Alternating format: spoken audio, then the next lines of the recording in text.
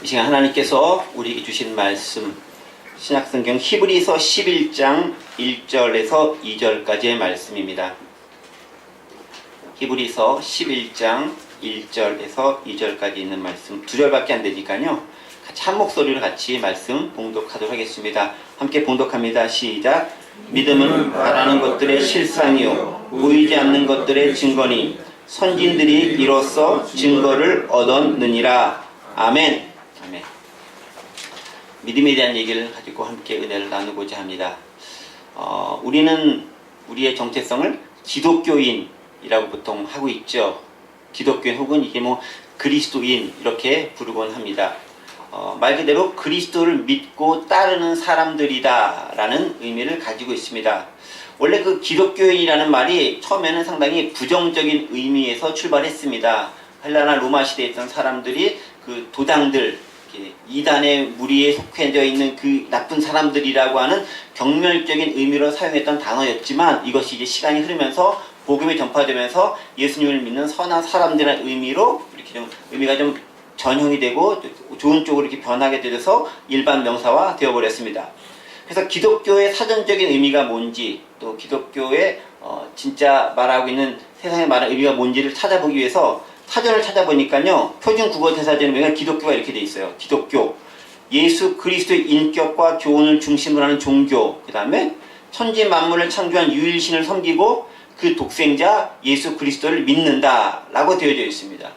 자, 이 정의에서 중요한 게 뭐냐면은 예수 그리스도를 구세주로 믿고 따르는 종교가 기독교다 라고 되어져 있습니다. 기독교라는 말 자체에 사실은 기독이라는 말 자체가 그리스도를 이제 그 한자어로 표현한 것이니까 당연히 예수님이 그리스도가 중심이 되어지는 종교, 그것을 믿는 종교다 라는 의미가 포함되어 있는 거죠. 여기서 이제 제가 특별히 이야기하고 싶은 것은 뭐냐면 예수 그리스도를 구세주로 믿는다 라는 표현입니다. 그렇죠.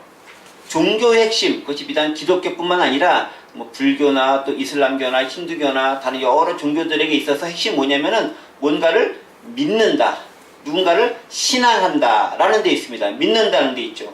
기독교는 누굴 믿죠? 예수님을 믿는 거, 너무 당연한 거죠. 타 종교는 그에 합당한 다른 존재나 사물이나 어떤 것들을 믿는다 라고 이야기하고 있습니다. 자, 그런데 여기까지 누구나 다 아는 얘기예요. 여기까지 모르시는 분 없습니다. 어려움이 없습니다. 그런데 이쯤에서 제가 여러분들에게 질문을 던지도록 하겠습니다. 믿는 건 믿는 건데, 자, 도대체 하면 그렇다면 믿는 게 뭐냐라는 거죠. 믿는 게 뭘까요? 믿는 게 믿는 거지 라고 여러분들 대답할 수 있을지 모르겠지만, 믿는 게 뭘까라고 조금 더 구체적으로 들어가 보면은 답을 막상 하기가 좀 어렵거나 애매한 경우가 많습니다. 도대체 믿음이란 무엇인가?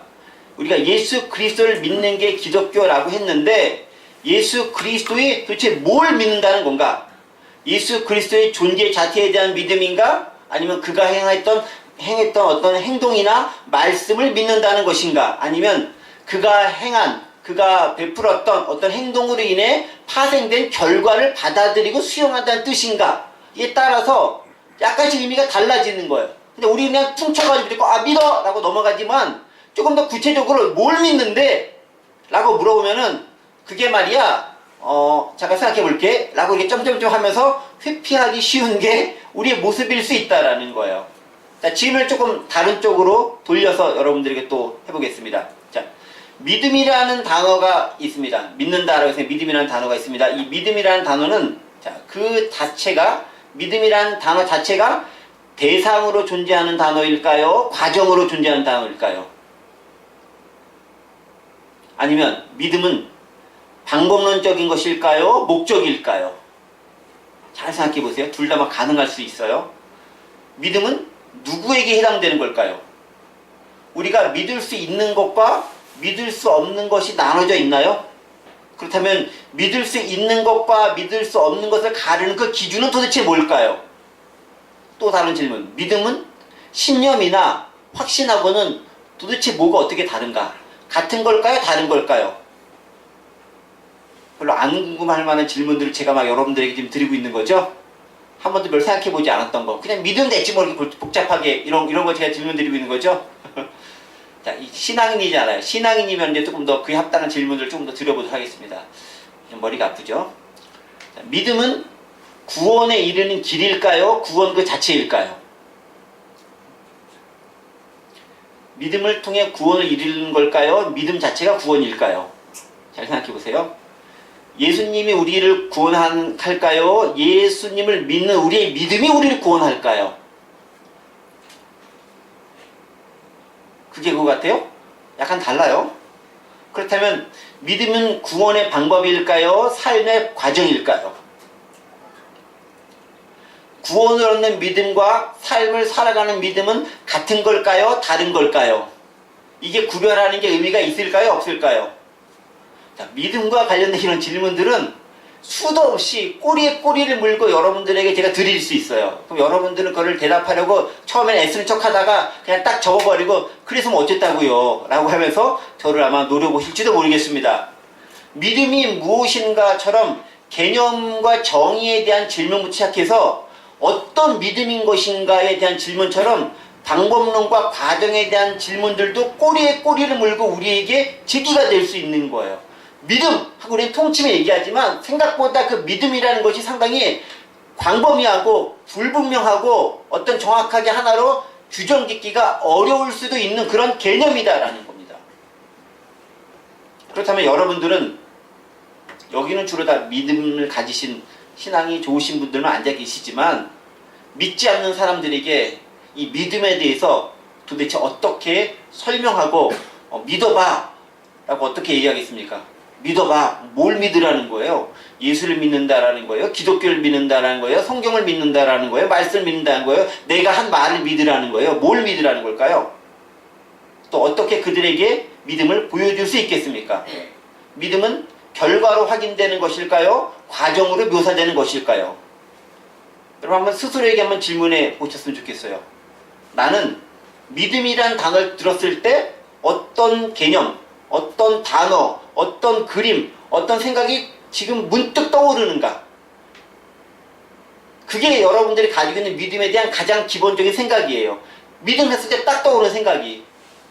근데 이제 어떤 분들은 아무 생각이 안 나는데요? 라는 분도 계실지 몰라요. 그런 분들은 좀 생각을 평상시 좀 하셔야 됩니다. 믿음 하면 뭔가가 딱 떠오르는 게 있어야 됩니다. 그 떠오르는 것이 내가 생각하고 있는 믿음에 대한 나름대로의 정의에 가깝다라고 볼 수 있습니다. 그래서 오늘부터 몇 주간은 바로 이 의문들로만 가득하고 쉽게 정의 내리기가 어려운 믿음에 대한 문제를 가지고 함께 말씀을 상고해 보려고 합니다. 소위 믿음장이라고 불리는 히브리서 11장에 대한 것을 가지고 11장의 앞부분은 믿음의 정의를 얘기하고 뒷부 아니죠. 중간부터 쭉 끝까지는 믿음의 실예에 대해서 설명을 해주고 있는 소위 말해서 믿음에 대한 명예의 전당과 같은 역할을 하는 것이 히브리서 11장인데 그 모습을 통해서 믿음이 뭐고 믿음의 삶을 산다는 것이 어떤 의미인지에 대해서 함께 생각을 해보도록 하겠습니다. 자, 믿음이 뭔가를 알기 위해서 우리가 바라보고 찾아봐야 할 가장 기본적인 텍스트가 있습니다. 그게 뭘까요? 성경. 여러분 말하셔도 제가 뭐라고 안 해요. 그냥 이렇게 저만 너무 얘기하지 마시고 저는 이렇게 상호 주고받는 걸 좋아합니다. 자, 본문 1절, 2절, 3절은 믿음이 무엇인가에 대한 믿음의 정의에 대한 가장 기본적인 내용을 담고 있습니다. 2주에 걸쳐서 믿음의 정의가 무엇인지 설명할 텐데 2주가 될지 3주가 될지 모르겠는데 한번 설명해 보려고 합니다. 그리고 그 이후에는 믿음의 삶을 산 증인들의 모습을 살펴보려고 합니다. 자, 먼저 1절부터 한번 보겠습니다. 1절을 보면 믿음이 무엇인지 정의를 내리고 있습니다. 뭐라고 정의를 내리고 있죠? 믿음은 바라는 것들의 실상이요 보이지 않는 것들의 증거니 라고 되어져 있습니다. 두 가지 항목으로 믿음을 설명하고 있죠. 뭐라고요? 바라는 것들의 실상, 보이지 않는 것들의 증거, 요게 믿음이다 라고 얘기하고 있습니다. 바라는 것들의 실상, 보이지 않는 것들의 증거, 이 말 자체도 무척 어려워요. 딱 뭔가 이렇게 머릿속에 딱 잡히면 좋은데 이게 약간 좀 약간 뜬구름 듯한 느낌이 살짝 들기도 합니다. 자, 그런데 이렇게 두 가지 항목으로 믿음에 대한 정의를 내리는 그 믿음에 대해서 먼저 사전적으로 우리가 알아둬야 될 것이 있습니다. 사전 지식으로 알아야 될 것이 있다는 거죠. 자, 믿음은 믿음인데 어떤 믿음에 관한 정의인가부터 우리가 생각해 봐야 되는 거예요. 믿음은 바라는 것들의 실상, 보이지 않는 것들의 증거다라고 얘기하는데 그게 어떤 믿음이냐는 거예요. 아니 믿음이면 그냥 믿음이지 어떤 믿음이 또 뭐예요? 라고 질문할지 모르지만 어떤 믿음인가를 아는 것이 무척 중요해요. 왜냐하면 그것이 어떤 믿음인가에 따라서 그 정의가 달라질 수 있기 때문에 그렇습니다. 우리가 일상생활에서 아주 무의식적으로 자연스럽게 사용하는 단어 중 하나가 이 믿음이라는 단어입니다. 가령 이런 말 쓰죠. 이렇게 나를 좀 믿어봐 라고 말할 때는 주로 어떤 의미냐면은 내가 한 말이나 내가 한 행동이나 약속이나 어떤 그런 것에 관해서 신뢰하고 확신을 갖고 믿어봐 라는 그런 의미를 가지고 있어요. 자, 그런데 또 어떤 때 이렇게 얘기하죠. 연인지간에 아무개야 오빠 믿지? 근데 그 오빠 믿지 할 때 그 오빠 믿지 할 때 믿지는 뭐예요? 내가 한 뭐 말, 행동 뭐 이런 것보다는 그 사람 자체, 그 인격 자체에 대한 신뢰, 믿음 뭐 이런 걸 사용하고 있어요. 오빠 믿지라는 말 많이 들어보셨잖아요. 안 들어봤나? 다 그런 얘기 안 하셨나 봐 보니까. 그쵸? 어떤 인격 자체에 대해 신뢰할 때 나 믿지라는 말을 씁니다. 그러니까 믿음을 생각해 볼 때는요. 그냥 믿음 딱 그치는 게 아니라 그 믿음이 사용된 저는 문맥을 좀 확인해 봐야 돼요.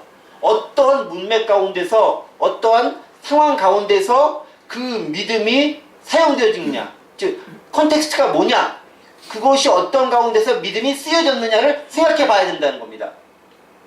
그래서 상황과 형편 말하는 사람과 듣는 사람에 따라 다른 의미로 해석되거나 범위가 확대될 수도 있고 좁혀질 수도 있습니다. 자, 그렇다면 오늘 본문 1장에 등장하는 이 믿음의 정의는 어떤 문맥과 어떤 상황 가운데서 믿음이 쓰여졌을까요? 그것을 알기 위해서는 오늘 본문보다 조금 앞에 있는 히브리서 10장을 조금 살펴볼 필요가 있습니다. 히브리서 10장, 특별히 어디를 살펴보면 되냐면은 너무 멀리까지 다 보면은 우리가 성경 다 읽기가 그러니까 10장 36절부터 39절까지의 말씀을 보면 우리가 오늘 11장에서 말하는 믿음이 뭐에 대한 믿음을 얘기하고 있는 것인지 실마리를 얻을 수 있습니다. 자, 히브리서 10장 36절 11절을 보십시오. 어떻게 되어 있습니까? 너희에게 인내가 필요함은 나오죠? 너희가 하나님의 뜻을 행한 후에 약속하신 것을 받기 위함이라.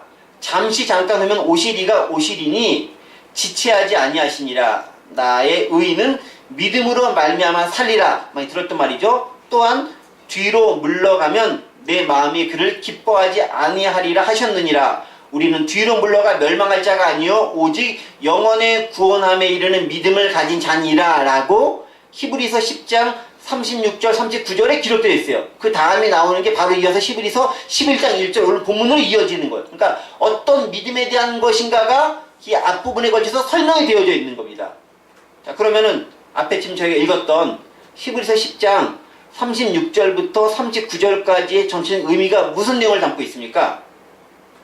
어떤 내용 같아요? 한번 쭉 보세요. 신앙생활을 하고 기독교인으로 살아가다 보면 어렵고 힘든 일 당할 때가 많이 있어요. 제가 누누이 얘기하지만 믿음 생활 잘하는데 아무런 어려움이 안 생겨요. 그거는 믿음 생활 잘 못하고 있는 거라고 말씀드렸어요. 당연히 어려움이 생길 수밖에 없죠. 왜냐면 가치관이 다르고 생활 패턴이 다르고 삶의 방식이 다르기 때문에 충돌이 생길 수밖에 없는 거예요. 그 충돌을 얼마나 슬기롭게 잘 극복하고 이겨나가느냐에 따라서 우리가 얼마나 성숙한 신앙인이냐 그렇지 않느냐가 판가름 된다고 말씀드렸습니다. 당연히 어려움이 생길 때가 많습니다. 특별히 오늘 성경이 기록되어졌던 히브리서가 기록되어졌을 때 당시 상황은 어떻겠습니까? 우리처럼 예수님을 믿는 게 신앙생활 하는 게 무척 자유로운 그런 상황이 절대로 아니었다라는 거예요. 어떤 상황입니까? 박해 상황, 예수님을 믿으면 죽음에 내몰릴 수밖에 없는 그런 상황에 처해진 경우가 많았다라는 거예요. 지금도요. 우리나라에서는 예수 믿는 것이 아무런 제재를 가하지 않고 자유롭게 믿을 수 있지만 조금만 다른 나라 가보면은 그게 어려워요. 바로 여기 북한만 가도 쉽지 않고 중국도 요즘에 선교사님들이 쫓겨나고 있어요. 예전에는 중국 자기들이 이제 경제라든가 여러 가지 정책들 때문에 묵인하고 있다가 요새 조금 이제 그런 부분들이 해결이 되고 나니까 나가라고 막 하는 거예요. 나가라. 왜 니네 이런 걸 퍼뜨려가지고 이렇게 우리를 힘들게 하냐. 나가라 그래요. 그 다음에 이슬람권, 불교권, 특별히 저쪽 아프리카 쪽 그런 쪽 보면 여전히 예수님을 믿는다는 것이 쉬운 게 아니라는 것을 확인할 수 있어요. 많은 나라들 여전히 그렇습니다.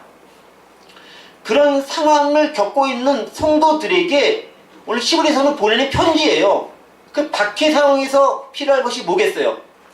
박해야 어려움이 있는데 뭘 필요하겠어요? 그 상황에서 니네가 어떻게 견뎌내야 되는가를 얘기해 주는 거예요. 그때 필요한 게 뭐냐면 믿음이라는 거예요. 그래서 오늘 히브리서 10장 36절에 뭐라고 되냐면은 믿음에 대한 얘기가 나오는 거예요. 믿음, 인내에 대한 얘기. 그 인내가 중요하다라는 거예요. 인내가 중요하다. 그런데 그 인내가 중요한 것은 왜냐하면은 나중에 하나님의 뜻을 행한 후에 뭔가 약속을 받을 수 있기 때문에 그 인내가 중요하다고 이야기하고 있어요. 그냥 무조건 참아라가 아니에요. 왜? 참으면 뭔가 받게 되는 게 있다는 거예요. 그게 중요하기 때문에 너는 그것을 받기 위해서라도 인내해야 된다고 이야기하고 있습니다. 그런데 나중에 받을 게 뭐예요? 뭔가 약속한 게 뭐예요? 그게 어디 나옵니까? 37절에 나옵니다. 그게 뭡니까? 예수님의 재림과 관련된 부분이 있다는 거죠. 다시 오실 분, 장차 오실 사람에 대한 부분들이 있기 때문에 인내할 수 있다는 거예요. 결국 이어지는 구절 내용을 종합해보면 뭐냐면 현재 네가 어렵고 힘든 상황에 처해 있는 거 맞는데 그럼에도 네가 참고 인내하면 예수님의 재림과 더불어 큰 선물, 여기서 이제 약속이라는 말로 표현되어 있어요. 약속을 받게 될 것인데 그게 바로 뭐냐? 쭉쭉쭉쭉 내려가면 39절에 영혼의 구원을 얻게 될 것이다 라고 이야기하고 있습니다. 그리고 그것은 오직 믿음을 가진 사람만이 영혼의 구원을 얻을 수 있다고 이야기하고 있어요. 끝까지 예수님의 믿음을 놓지 않는 사람만이 영혼의 구원을 얻을 수 있다. 뭘로? 믿음을 통해서 얻을 수 있다고 얘기합니다. 본문식으로 말하면 이런 거죠. 39절에 있는 식으로 얘기한다면 뒤로 들어가 멸망할 자가 아니, 즉 다른 말로 배교하거나 믿음을 저버리거나 예수님을 모른 척하거나 떠나버리거나 그러한 것이 아니라 끝까지 견뎌서 어려운 상황에도 신앙을 저버리지 않고 나가야 궁극적으로 영혼을 구원함에 이르는 믿음을 가질 수 있고 그 믿음이 결국 너를 구원한다고 이야기하고 있습니다. 자, 이제 다시 본문 1절과 2절로 돌아가 보겠습니다. 믿음을 이야기하긴 했는데 무엇에 대한 믿음이라고요? 그쵸. 위의 내용을 고려해보면 어려운 상황 가운데서도 예수님에 대한 신앙을 저버리지 않고 지켜내고 인내하는 믿음으로 궁극적으로 우리의 영혼을 구원함에 이르게 하는 그 믿음이라는 거예요. 그냥 믿음이 아니라 어려운 상황에서 그것을 참고 견뎌내는 걸 통해 내 영혼이 구원받을 수 있는 그 믿음, 그것에 대해서 이야기하고 있다는 거예요. 그냥 내가 원하는 대로 다 이루어지는 그런 믿음이 아니라는 거예요. 궁극적으로 믿음은요, 구원과 연관이 되어져 있어요. 기본적으로 믿음은 구원 관련된 거예요. 그러니까 기본적으로 우리가 믿음을 이야기하기 위해서는 또 이야기한다라는 것은 그 믿음을 이야기하는 사람의 상황이 녹록치 않다는 것을 전제하고 있는 표현이에요. 내게 믿음이 필요해 라고 스스로에게 얘기한다면은 그 말은 뭐겠어요? 내가 뭔가 잘못 살고 있는 게 있다라는 것을 전제로 하기 때문에 그런 얘기를 하는 거예요. 내가 잘 살고 있으면 난 믿음이 필요 이런 얘기하지 않잖아요.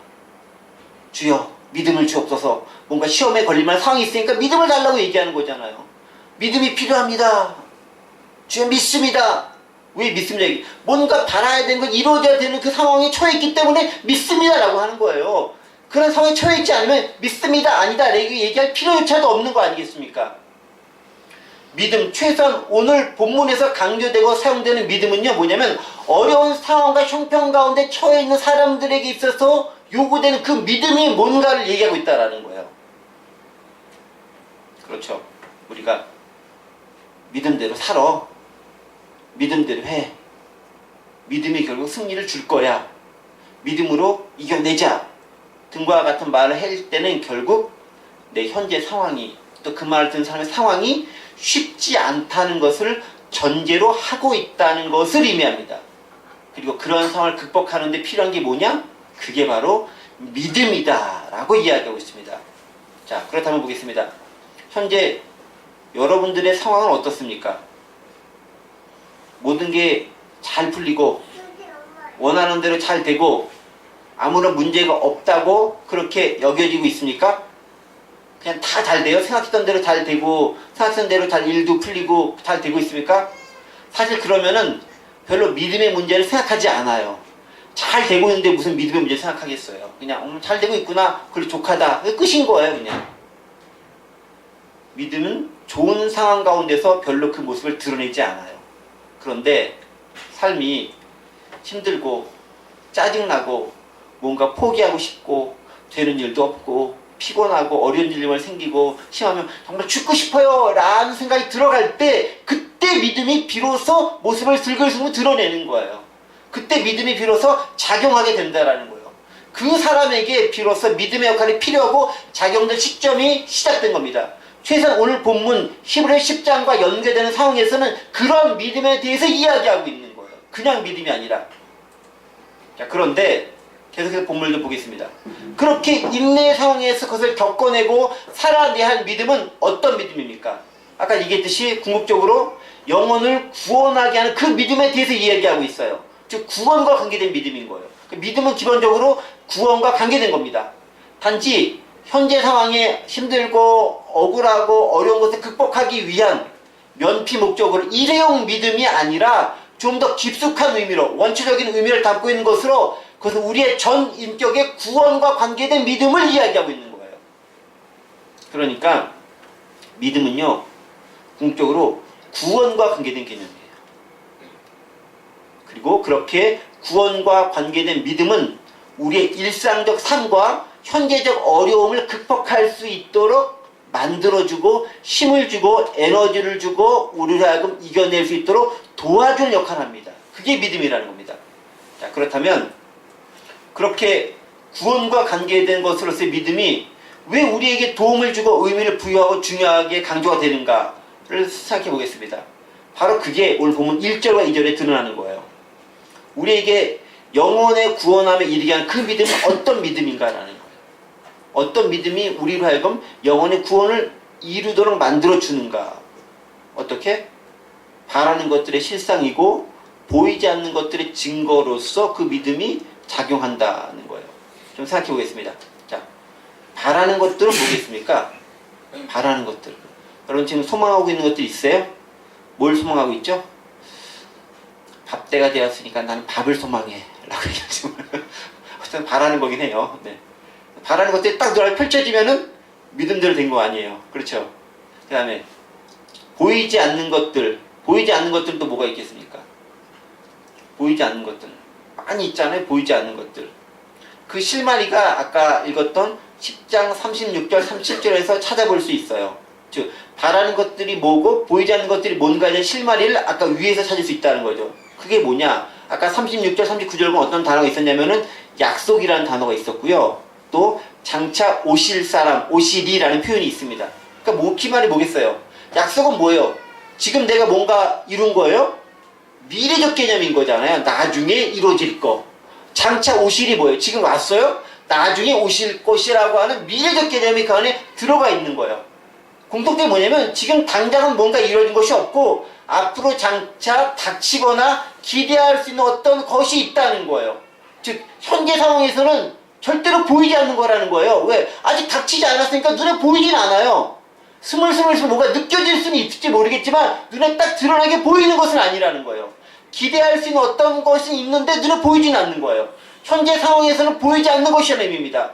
구체적으로 표현하면 그게 뭐겠습니까? 정확히 표현하면 오늘 본문을 보면 예수님의 재림인 거고요. 하나님의 나라가 도래하는 거고요. 이따 하나님의 나라가 완전히 건설되는 겁니다. 또 우리가 천국에 가서 구원받게 되는 것을 의미하는 겁니다. 다 미래적인 표현이에요. 일부분 우리가 현재 누리고 있을지 모르겠지만 궁극적으로 미래적인 표현인 거예요. 지금은 없지만 보이지 않지만 발견되지 않지만 나중에 접하게 되고 만나게 되고 경험하게 되는 것들이 믿음과 연관되어진 개념이라는 겁니다. 그런데 문제는 이런 것들이 현재는 보거나 경험할 수 없기 때문에 그렇게 되어지지 않기 때문에 의심을 하게 되고 그 실체에 대해서 진짜 있는지 없는지에 대해서 의문을 가질 수밖에 없다라는 거예요. 하나님 계셔? 만질 수 없는데 보여줘봐. 내가 오감 가운데 경험할 수 있도록 만들어줘봐. 라고 많은 사람들이 주장하는 거잖아요. 우리는 오감이 육감까지 하면 6개의 감각이 되겠죠. 오감이 직접 경험할 수 없고 손에 무언가 잡히는 것이 아니기 때문에 의심을 하고 불안해하고 어떤 것에 대해서 의문을 품습니다. 지금 당장 내 손에 없기 때문에 그게 진짜 있는지 없는지 확신할 수 없는 거예요. 내 손에 쥐어줘봐 라고 얘기하는 거예요. 그렇죠. 현재를 살아가는 우리에게 있어서 지금 내 물리적 손과 발과 피부를 포함한 오감이 경험하고 느낄 수 있어야 그 존재를 확인할 수 있는 것인데 그 차를 넘어서거나 아직 도달하지 않았다고 한다면 확신할 수가 없는 거예요. 그래서 그냥 없다고 아니라고 그런 거 몰라라고 단정 지어버리는 거예요. 물질 세계에 살고 있는 인간이기 때문에 그런 인간이기 때문에 겪을 수밖에 없는 어쩔 수 없는 실제적인 한계 상황이 바로 거기 있다는 거죠. 그러나 우리가 감각적으로 느끼지 못한다고 해서 시간적으로 지금이 아니라고 해서 그것이 꼭 없다라고 얘기할 수 있습니까? 그건 아니잖아요. 지금 이것에 존재하지 않은 것이 꼭 없다라고 말할 수 있는 건 아니잖아요. 예를 들면 우리가 많이 사용하는 비유 공기 이런 마찬가지잖아요. 항상 있지만 우리의 감각으로는 공기를 느낄 수 없어요. 언제만 느끼냐면은 바람이 불 때만 이게 공기가 있구나 라는 것을 느껴요. 공기를 공기로서 느끼는 것이 아니라 바람의 작용을 통해서 공기가 있는 것을 간접적으로 확인하게 되는 거예요. 옛 어른들은요 바람이 분다 라고 했지 공기가 있다 이렇게 얘기하지 않았어요. 공기의 존재에 대해서 모르는 거예요. 있지만 모르는 거예요. 그냥 바람이다 라고만 표현하는 거예요. 그런데 어떤 특정한 상황, 예를 들면 기압의 차이로 인해서 공기의 움직임이 발생하게 되면 비로소 그때 바람이라는 것이 생기고 되고 그를 통해서 이게 공기구나 라는 것을 우리가 과학적 지식을 가지고 지금 우리가 다 잘 알고 있는 거예요. 여러분 소리, 제가 말하고 있죠? 노래하고 있고 음악하고 있죠? 이것도 잘 따지고 보면 없는 거예요. 어디 있어요? 귀로는 들릴지 모르겠지만 사실 그것도 눈에는 보이지 않아요. 다만 음악이나 소리가 뭐예요? 공기 가운데 있는 그 작용이 붙여 나오는 그 마찰로 생겨진 그거인 거예요, 그냥. 근데 없는 게 아니고 있는 거잖아요. 소리 없어요, 소리 있잖아요. 지금 소리가 막 나오고 있잖아요. 눈에는 안 보이잖아요. 우리의 제한된 능력과 한계를 인지하지 못한 것을 따름이라는 거죠. 그런 예는 무한히 많습니다. 태양도 마찬가지 아닙니까? 빛이 없는 겁니까? 있잖아요. 태양이 있으면 다만 우리가 지하세계에 있거나 밤의 상황이 있거나 가려진 상황이 있으면 그것을 감지하거나 알 수 없어요. 근데 상황이 바뀌면 시간이 지나고 나면 알 수 있는 거예요. 밤 까만 가운데 있어요. 태양은 없는 것 같아. 낮은 없는 것 같아. 지금 상황은 그래요. 근데 시간이 지나고 나면은 태양이 떠요. 있는 거잖아요. 마찬가지라는 거죠. 바라는 것들과 보이지 않는 것들은 모두 현재 우리의 상태에서 경험할 수 없는 거라는 거예요. 왜 그렇죠? 시간적 제한으로 인해서 우리 오감의 한계로 인해서 아직은 우리에게 경험될 수 없는 겁니다. 육체를 입고 살아가는 한 우리가 모든 것을 경험적으로 알 수는 없어요. 철학적 사회에서 경험적에 있긴 하지만 경험적으로 되어진 것만을 가지고 증명해 나아가지만 모든 것을 다 경험할 수는 없는 거예요. 그럼에도 있는 거라는 거죠. 즉 다시 말해서 믿음이 우리에게 요구될 수밖에 없는 것은 네가 너 믿음을 가져야 되라고 얘기할 수밖에 없는 이유는 뭐냐면 우리가 연약한 육체를 이기는 인간이기 때문에 그러는 거예요. 이해가 되시나요? 제한적이고 한계를 지닌 육체라고 하는 이 물질적 요소를 가지고 있기 때문에 믿음이라는 것이 필요한 거예요. 우리가 이것을 초월한 존재라고 한다면 굳이 믿음이라는 표현 안 써도 돼요. 왜냐면 그때 이미 내가 체험하고 경험하고 있을 것이기 때문에. 그래서 여러분 우리가 저 천국에 가면은 믿음 특별히 뭐 이렇게 신경 안 써야 돼요. 그냥 누리는 것 자체가 삶이잖아요. 그때는 믿음 이런 거 있을 필요가 없는 거예요. 왜냐면 그 상태를 이미 내가 경험되고 있기 때문에. 그래서 우리는요 시간과 공간이라고 하는 3차원의 세계에 살고 있기 때문에 그 너머에 존재하는 것들에 대해서는 당연히 현재의 상황에서는 완벽하게 경험할 수가 없어요. 그래서 믿음이 필요한 겁니다. 그렇다면 보이지 않는 것들, 바라는 것들 구체적으로 뭐겠습니까? 아까 연결시키면은 아까 얘기했듯이 그것들은 직접적으로는 하나님의 나라나 예수님의 재림을 의미하는 거예요. 지금 당장 그 나라 보이지 않아요. 예수님 재림 지금 당장 안 보여요. 그런데 결국 그것이 있다라는 거예요. 지금 당장이 아닐 따름이지. 지금 내가 손에 못 맞을 따름이지라는 거죠. 조금 더 포괄적으로 얘기하면 하나님의 뜻 가운데 살아가면서 경험하게 되는 모든 통치와 그로 말하면 결과들이라는 거예요. 비록 지금 당장은 경험되지 않는다고 할지라도 언젠가는 알게 되고 깨닫게 되는 바로 그것이 저 안에 있다라는 거예요. 그것을 믿는다라는 거예요. 조금 더 들어가 보겠습니다. 자, 믿음을 정의하면서 뭐라고 얘기하면 바라는 것들의 실상, 보이지 않는 것들의 증거다라고 얘기합니다. 바라는 것들과 보이지 않는 것들은 조금 대충 이해가 된 것 같아. 그러면 실상과 증거가 뭔가? 실상이라는 말도 참 어려운 단어예요. 이 단어를 성경에서 번역하는데 학자들이 무척 어려움을 겪었어요. 왜냐하면 딱 뭐라고 한 가지 정의하기가 쉽지 않기 때문에 그래요. 실상과 증거라는 걸 생각해 봐야 됩니다. 도대체 실상과 증거가 참 무슨 뜻일까? 제가 국문과를 졸업했는데 여전히 어려워요. 실상, 증거, 실상. 어려워요. 우리말 어려워요. 실상이라는 단어가 헬라어로 조금 제가 유식한 척 하면은 휘포스타시스라고 하는 단어를 씁니다. 실상이라는 단어예요. 그런데 이 단어가 보통 학자들은 5가지 정도의 뜻을 가지고 해석해내요. 벌써 떴네요, 이게. 5가지 정도의 단어가 있습니다. 이 휘포스타시스라는 단어. 이게 뭐냐면 확신, 보증, 실현, 실체, 토대 이런 뜻을 가지고 있어요. 확신이라는 말은 컨피던스라는 말로 어떤 소망하는 것들을 확신한다. 그런 의미. 확신의 방점을 찐 거고요. 또 보증이라는 의미는 뭐냐면은 하늘의 것을 우리의 것으로 확실하게 해주는 권리 증서, 개런티라는 의미를 가지고 있는 거예요. 어슈어런스. 실현 구현. 어떤 현실의 것을 실현시켜주는 것, 그런 의미를 가지고 있고, 실체라는 건 뭐냐면은 실질적으로 확실한 것, 정말 그것이 있는 것, 그걸 얘기하는 거예요.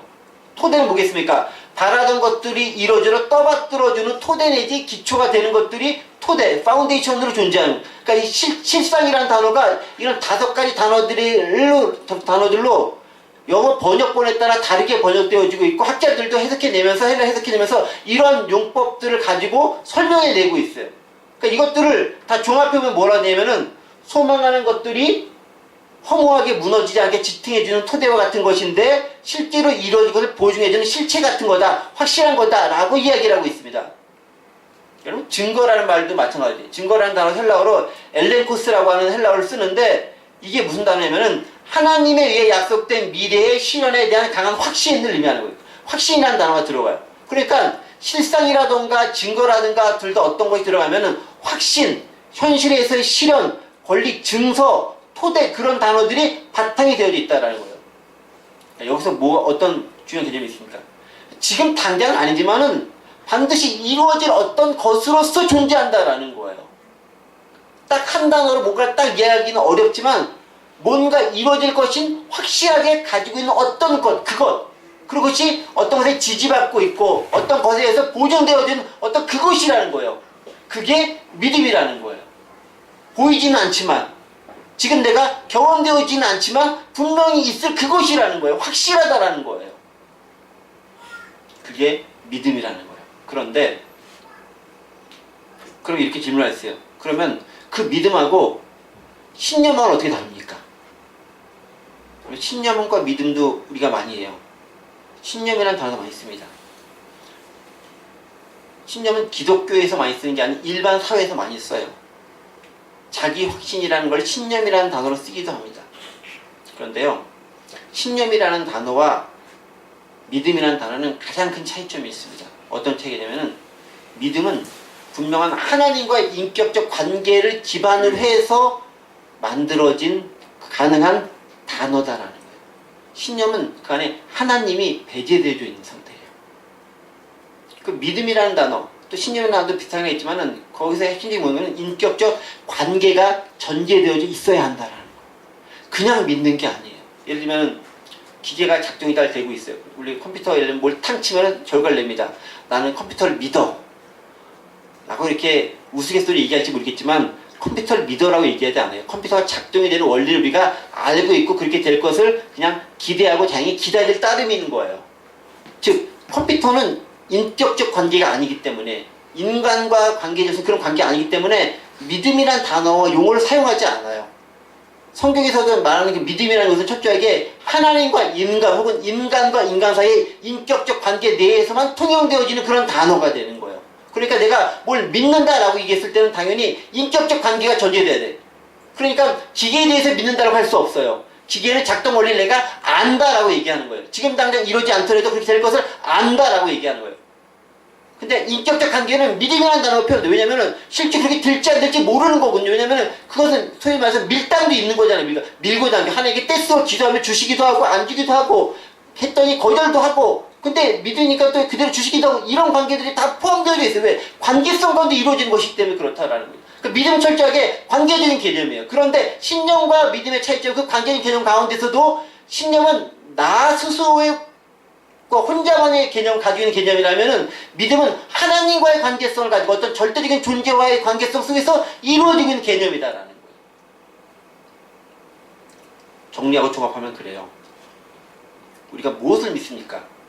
하나님과의 관계성 속에서 아직 되어지지 않았지만 반드시 이루어질 것, 지금 눈에 보이지 않았지만 분명히 존재하고 있는 그것을 확실하게 되어질 것을, 그것을 바라는 게 믿음이라는 거예요.